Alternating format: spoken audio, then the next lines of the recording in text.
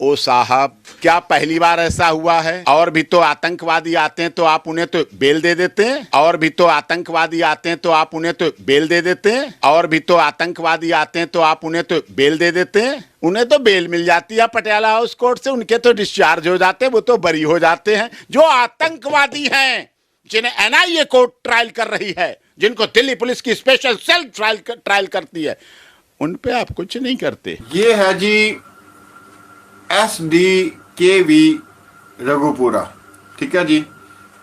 एक साइड है और वहाँ से पता चला है कि शांति देवी कन्या विद्यालय रघुपुरा, शांति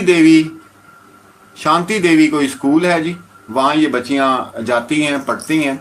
और जो हैरत अंगेज़ बात है वो ये है कि ये सरकारी स्कूल है।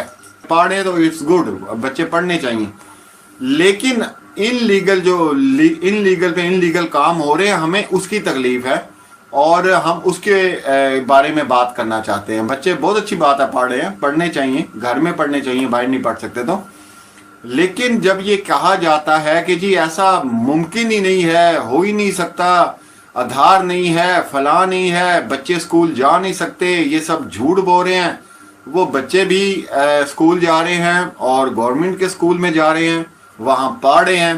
तो अभी वो मैं स्कूल का नाम भी आपको बताऊंगा और दूसरी चीज़ें बताऊंगा और फिर उसके बाद बताऊंगा कि आपने देखा होगा मिथिलेश भाटी, गीता भाटी, बहुत से लोग बेइंतहा वीडियोस आपके सामने आएंगी जिसमें पता चलेगा कि इन लोगों ने कितना विरोध किया था, इन लोगों ने कितना प्रोटेस्ट किया था, लेकिन इन लोगों को कितना खामोश करके बिठा दिया गया।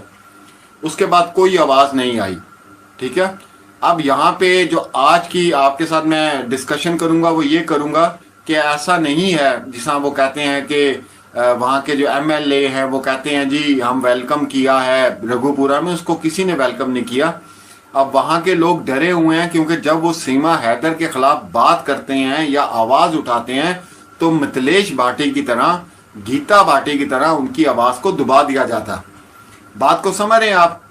सब विरोध कर रहे हैं, सब इसको नहीं चाहते रघुपुरा में, लेकिन पावर इतनी है कि जो भी बात करना चाहता है उसकी आवाज़ को दबा दिया जाता है। जिसकी सबसे बड़ी मिसाल मिथिलेश भाटी आपके सामने आई, जिनके वो लप्पू उन्हीं ने नाम रखा था और वो बड़े, फिर उन पे केस भी हुआ और सारा कुछ हुआ कि बच्चों का एडमिशन हो ही नहीं सकता।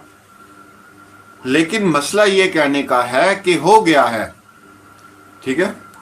और जो बच्चियों का हो गया है क्योंकि वो बच्चियों का है स्कूल और लड़के का कहीं और हुआ है, अभी उसका भी पता चल जाएगा कि किस जगह पे हुआ।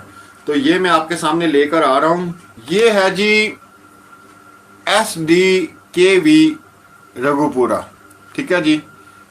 एक साइड है और वहाँ से पता चला है कि शांति देवी कन्या विद्यालय रघुपुरा, शांति देवी कोई स्कूल है जी। वहाँ ये बच्चियाँ जाती हैं, पढ़ती हैं। और जो हैरत अंगेज़ बात है वो ये है कि ये सरकारी स्कूल है, ठीक है जी, ये सरकारी स्कूल है। ये आप देख सकते हैं, यहाँ पे जा रहे हैं बच्चे और यहाँ पे उनका एडमिशन हो गया। ये कंफर्म न्यूज़ है, आपको पता है हम हवाई छोड़ते कोई नहीं है, ठीक है। और इसके बाद मैं आपको एक दो पिक्चर और दिखाता हूँ, वो भी आप देख लें।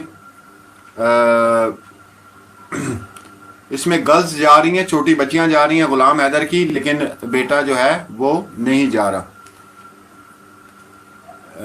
शांति देवी गर्ल्स स्कूल है रघुपुरा में, सब लोग जानते होंगे रघुपुरा वाले। तो वहाँ पे ये बच्चे जा रहे हैं। तो यहाँ से बहुत सवाल खड़े होते हैं, बहुत ज़्यादा सवाल खड़े होते हैं कि एडमिशन करवाया गया सरकारी स्कूल में, करवाया गया, प्राइवेट भी नहीं कराया गया, ठीक है ना। प्राइवेट भी नहीं कराया गया भाई, सरकारी स्कूल में कराया गया। तो इसका मतलब कि कोई ऐसी ताकत, पावर है जिसकी वजह से ये सारा काम हुआ है। बच्चों के पढ़ने से, फिर बार बार कह रहा हूँ, बच्चों के पढ़ने से प्रॉब्लम नहीं है, प्रॉब्लम किससे है? प्रॉब्लम इससे है कि लॉ को बार बार बार बार तोड़ा जा रहा है। पूरा में जितने भी लोग हैं वो अगर इसको शांति देवी गर्ल्स जो स्कूल है उसको जानते होंगे, ठीक है। और ये वेबसाइट से ये सारा जो काम किया मेरी प्यारी बहन सरिता दीदी ने। अब आप क्या समझते हैं कि इसके ऊपर कार्रवाई होनी चाहिए कि नहीं होनी चाहिए? ठीक है, स्कूल के खिलाफ होनी चाहिए। और बात फिर मैं बार बार कह रहा हूं क्योंकि लोगों ने इस बात की बात शुरू कर देनी है कि जनाब देखें बच्चों के पढ़ने से इनको प्रॉब्लम है। हमें बच्चों के पढ़ने से कोई प्रॉब्लम नहीं है, हमें प्रॉब्लम ये है कि जो लॉ पे लॉ तोड़े जा रहे हैं।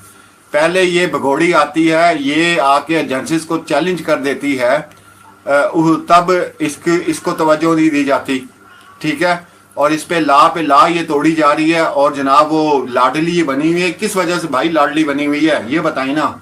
हमारे क्वेश्चन तो ये है कि ये लाडली क्यों बनी हुई है। एक और बात जो मैं बहुत जरूरी इस वक्त आपसे करना चाहता हूँ वो ये करना चाहता हूँ कि जो लोग कहते हैं जी रघुपुरा के लोग जो है वो आवाज नहीं उठाते, रघुपुरा के लोगों को पता नहीं क्या होगा। भाई रघुपुरा के लोग आवाज कैसे उठाएं? जो आवाज उठाता है उसकी आवाज दबा दी जाती है। अब आवाज कैसे उठाई बताएं आप? आवाज कैसे उठेगी जब आवाज ही दबा दी जाती है? कोई भी विरोध करता है, कोई भी कुछ करता है। एपी सिंह ने मिथिलेश भाटी को जो नोटिस भेजा था वो असल में डराने का था। उन्हें डराया गया कि कोई भी इनके खिलाफ आवाज उठाएगा तो फिर क्या होगा, वो मिथिलेश भाटी वाला हाल होगा, हम नोटिस पे नोटिस भेज देंगे और ऐसी की तैसी फेर के रख देंगे। मेन चीज ये है, ठीक है, जिसकी वजह से लोग बेचारे कुछ नहीं कर सकते। लोग अपने काम करें, सुबह दफ्तरों पे जाएं, खेती बाड़ी जो भी करें वहां पर। वो कहता भाई कौन कोर्ट कचहरी के चक्कर में पड़ता है, क्या होता है, छोड़ो। तो इसी वजह से वहां के लोग बेचारे कुछ नहीं कर सकते। आज हमने रघुपुरा के लोगों को भी क्लियर कर दिया है क्योंकि रघुपुरा के लोगों के ऊपर भी ये बात उठाई जाती है। आपको पता है कि जब पावर का इस्तेमाल होता है या पैसे का इस्तेमाल होता है तो वहां पे गरीब की कहां सुनी जाती है? कभी भी नहीं सुनी जाती, ठीक है, कभी भी नहीं सुनी जाती पूरी दुनिया में। खाली ये नहीं कि इंडिया पाकिस्तान, पूरी दुनिया में। तो वहां पे ताकत का भी इस्तेमाल हो रहा है और पैसे का भी इस्तेमाल हो रहा है। फुल सपोर्ट है एमएलए की और इसके ऊपर लोगों को बड़ी मिर्चें लगी हैं। आपको नहीं पता कि लोग लाइव पे अल्लाह के लिए, सरिता बहन के लिए और मेरे लिए क्या क्या लफ्ज इस्तेमाल कर रहे हैं। उन्हें तकलीफ इस चीज की हो रही है कि ये असल मुद्दे पे पहुंच गए हैं। देखें ना, जिसकी छतर छाया में ये काम हो रहा है तो हम उसी पे उंगली उठाएंगे ना। इसमें इसमें हुकूमत का कोई कसूर नहीं है, इसमें एजेंसीज का कोई कसूर नहीं है क्योंकि जब कोई भी हुकूमत आती है वो एरियाज बांट देती है, ठीक है ना। एमएलए उसमें होते हैं, उनको इस चीज से होता है सरोकार कि भाई क्या करना है क्या नहीं करना। तो इसके अंदर किसी हुकूमत पे उंगली ना उठाएं, किसी इदारे पे ना उठाएं। हम उनको भी हर चीज से क्लियर कर चुके हैं कि इदारों का भी इसमें भाई कोई मसला नहीं है। इदारों ने अपना काम किया है, उन्होंने रिपोर्ट बना के आगे कर दी है, दे दी है। तो अब मसला ये कहने का है कि हम ये सवाल पूछते हैं कि जब से 1.5 साल से जब ये बातें की जा रही थी कि बच्चों को स्कूल में डाला जाएगा तो हमें हर बंदा यही कहता था कि नामुमकिन है। चाहे वो अहमद सर थे, कोई भी था, ठीक है, उसने कहा जी नामुमकिन है, बगैर आधार कार्ड के बच्चे इसमें नहीं जा सकते। मैं फिर कह रहा हूं, हमारा मसला बच्चों की तालीम नहीं है। हमारा मसला है कि गलत क्यों आप वो कर रहे हैं, लॉ को क्यों तोड़ रहे हैं, किस हिसाब से तोड़ रहे हैं आप हिंदुस्तान के लॉ को। चाहे वो एमएलए है, चाहे वो पुलिस वाला है, चाहे वकील है, चाहे जो भी है, आप इस लॉ को क्यों तोड़ रहे हैं भाई, किस बेस पे तोड़ रहे हैं आप, ठीक है। तो इसके ऊपर भी अभी और बात करेंगे क्योंकि बहुत से लोग परेशान हैं। वो ये बात करते थे, बड़े बड़े तालीमी याफ्ता लोग हैं जिनके साथ बात होती है, जुटते हैं, बैठते हैं। तो हम लोग इस सर्चिंग में लगे थे कि भाई ये बच्चे किस स्कूल में जा रहे हैं, किस तरह जा रहे हैं। और इसके ऊपर सरिता दीदी ने सर्च की और ये सारी चीज़ें हम लोगों ने डिस्कस की कि हाँ ये किस तरह इन्होंने दाखिला बच्चों का है वो दे दिया। फिर भी मैं इस बात को बार बार दोहरा रहा हूं। मेरे देखने वाले ये बात समझ लें कि हम बच्चों की पढ़ाई के खिलाफ नहीं है, हम खिलाफ हैं कि जो ला पे ला तोड़े जा रहे हैं, हम उनके खिलाफ हैं और किसी के खिलाफ नहीं हम। और कहाँ पावर का इस्तेमाल किया जाता है, मतलब आप ये देखें कि इस केस में जहां थोड़ा सा रिलीफ मिलता है या जहां पे कोई बात की जा सकती है, अब तो ये भी बात की जा सकती है अदालत में, एपी सिंह ये बात कर सकता है कि बच्चों की क्या है, बच्चे तो पढ़ रहे हैं, कोई मसला नहीं। अब यहाँ पे जज साहब को पूछना चाहिए, भाई बच्चे की